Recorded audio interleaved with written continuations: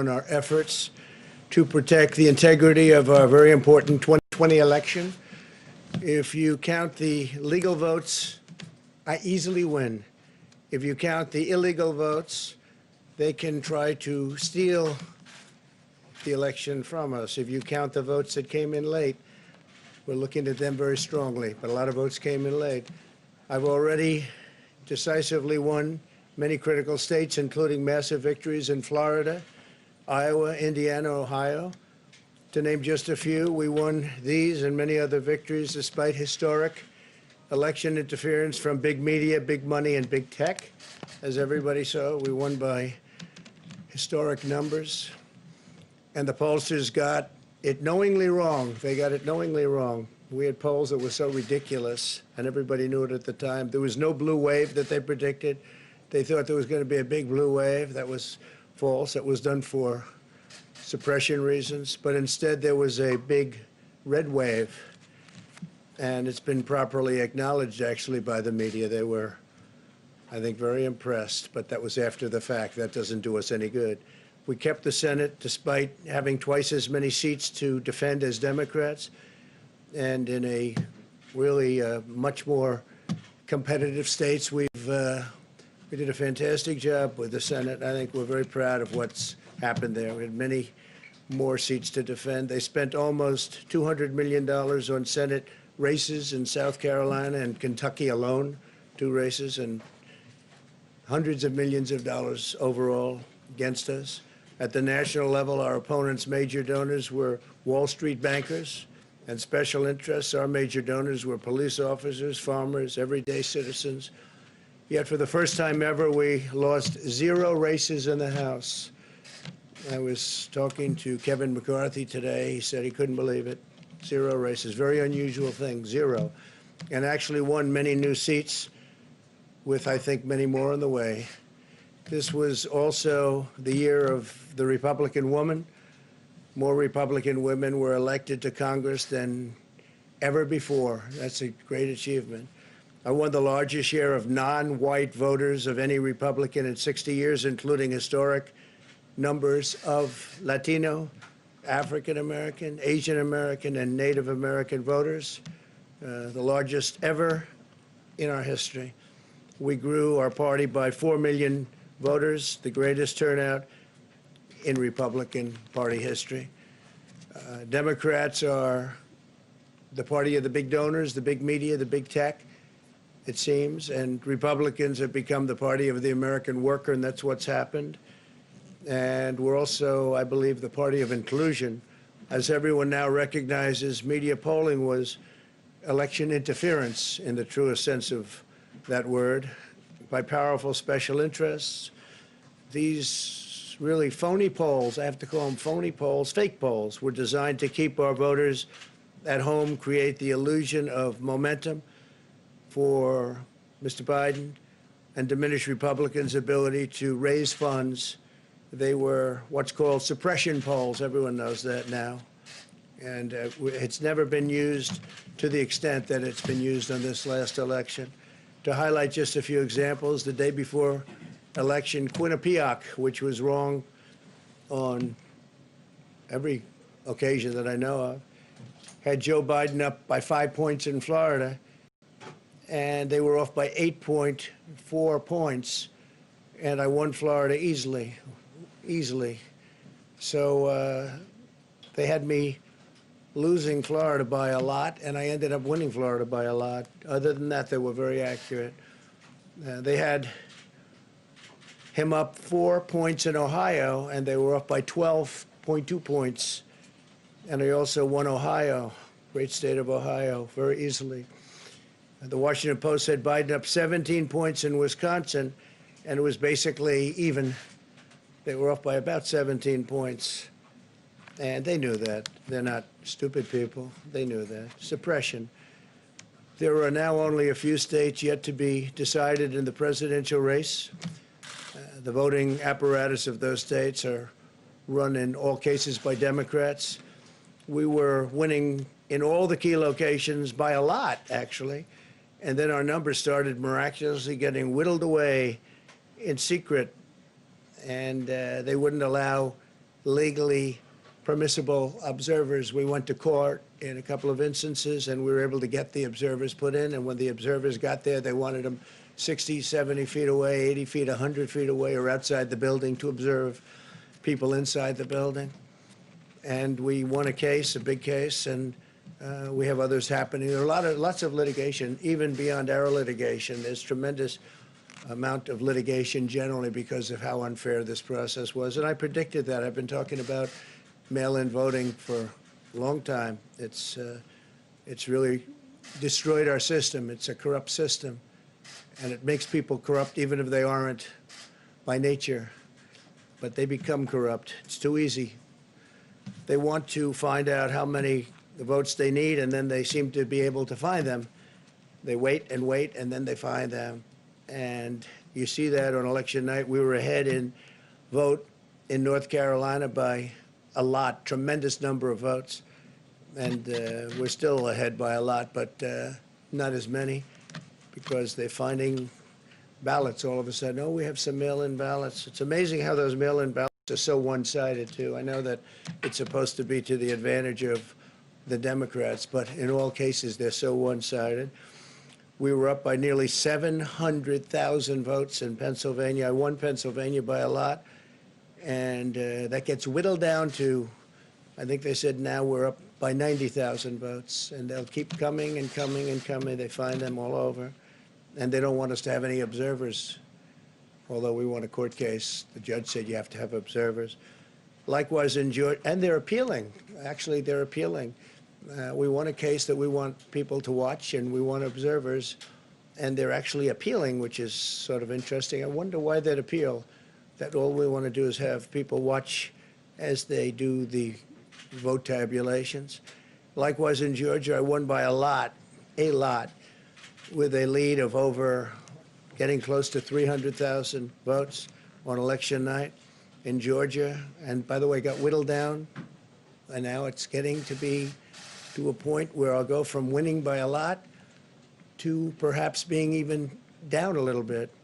In Georgia, a pipe burst in a faraway location, totally unrelated to the location of what was happening, and they stopped counting for 4 hours, and a lot of things happened. The election apparatus in Georgia is run by Democrats. We also had margins of 300,000 in Michigan. We're way up in Michigan, won the state. And in Wisconsin, we did likewise fantastically well. And that got whittled down. In every case, they got whittled down. Today, we're on track to win Arizona. We only need to carry, I guess, 55% of the remaining vote, 55% margins. And that's a margin that we've significantly exceeded. So we'll see what happens with that. But we're on track to do okay in Arizona. Our goal is to defend the integrity of the election. We'll not allow the corruption to steal such an important election, or any election for that matter. And we can't allow anybody to silence our voters and manufacture results. I've been doing a lot of public things for a long time. I've never had anything that's been as inspirational, by people calling, talking, sending things to us. I've never seen such love and such affection and such spirit as I've seen for this. People know what's happening, and they see what's happening, and it's before their eyes. And there are many instances which will be reported very shortly. There's tremendous litigation going on, and this is a case where they're trying to steal an election. They're trying to rig an election, and we can't let that happen. Detroit and Philadelphia, known as two of the most corrupt political places anywhere in our country, easily cannot be responsible for engineering the outcome of a presidential race, a very important presidential race. In Pennsylvania, Democrats have gone to the state Supreme Court to try and ban our election observers, and very strongly. Now, we won the case, but they're going forward. They don't want anybody in there. They don't want anybody watching them as they count the ballots. And I can't imagine why. There's absolutely no legitimate reason why they would not want to have people watching this process, because if it's straight, They should be proud of it. Instead, they're trying, obviously, to commit fraud. There's no question about that. In Philadelphia, observers have been kept far away, very far away, so far that people are using binoculars to try and see, and there's been tremendous problems caused. They put paper on all of the windows so you can't see in, and the people that are banned are very unhappy and become somewhat violent.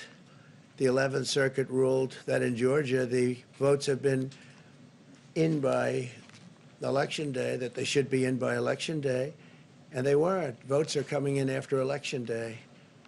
And they had a ruling already that you have to have the votes in by Election Day. To the best of my knowledge, votes should be in by Election Day. And they didn't do that. Democrat officials never believed they could win this election honestly. I really believe that. That's why they did the mail-in ballots, where there's tremendous corruption and fraud going on. That's why they mailed out tens of millions of unsolicited ballots without any verification measures whatsoever. And I've told everybody that these things would happen because I've seen it happen. I watched a lot of different elections before they decided to go with this big, massive election with tens of millions of ballots going out to everybody, in many cases totally unsolicited. This was unprecedented in American history. This was by design, despite years of claiming to care about the election security.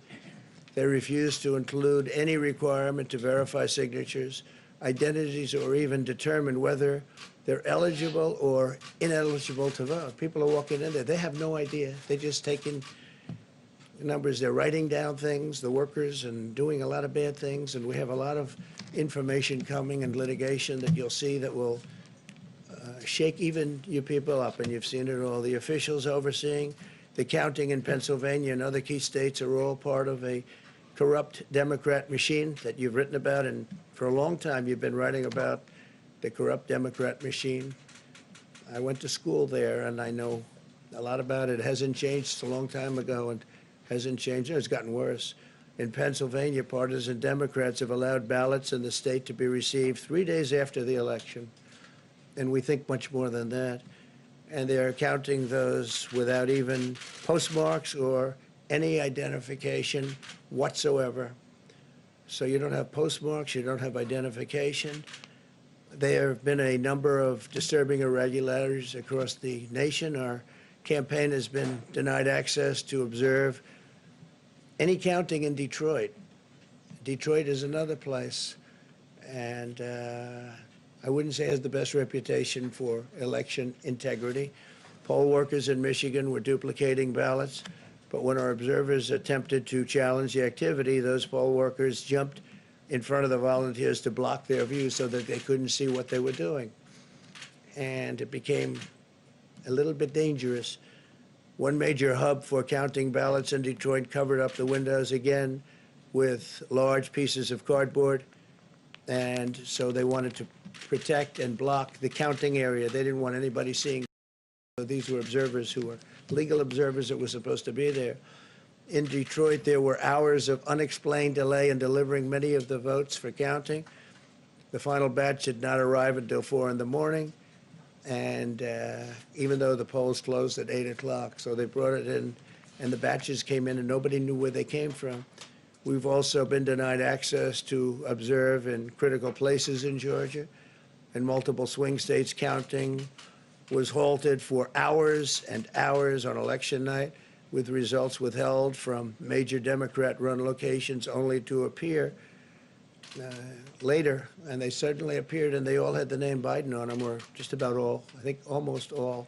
They all had the name Biden on them, which is a little strange. I challenge Joe and every Democrat to clarify that they only want legal votes, because they talk about votes, and I think they should use the word legal votes. We want every legal vote counted, and I want every legal vote counted. We want openness and transparency, no secret count rooms, no mystery ballots, no illegal votes being cast after Election Day. You have Election Day, and the laws are very strong on that. You have an Election Day, and they don't want votes cast after Election Day, and they want the process to be an honest one. It's so important. We want an honest election. We want an honest count. And we want honest people working back there because it's a very important job. So that's the way this country is going to win. That's the way the United States will win. And we think we will win the election very easily. We think there's going to be a lot of litigation because we have so much evidence, so much proof, and it's going to end up perhaps at the highest court in the land. We'll see. But we think there'll be a lot of litigation because we can't have an election stolen like this. And I tell you, I have been talking about this for many months with all of you, and I've said very strongly that mail-in ballots are going to end up being a disaster. Small elections were a disaster. Small, very easy to handle elections were disastrous. This is a large-scale version, and it's getting worse and worse every day. We're hearing stories that are horror stories, absolute horror stories. And we can't let that happen to the United States of America. It's not a question of who wins, Republican, Democrat, Joe, myself. We can't let that happen to our country. We can't be disgraced by having something like this happen. So it will be hopefully cleared up, maybe soon, I hope soon, but it'll probably go through a process, a legal process. And as you know, I've claimed certain states, and he's claiming states, and we can both claim the states, but ultimately I have a feeling judges are going to have to rule. But there's been a lot of shenanigans, and we can't stand for that in our country. Thank you very much.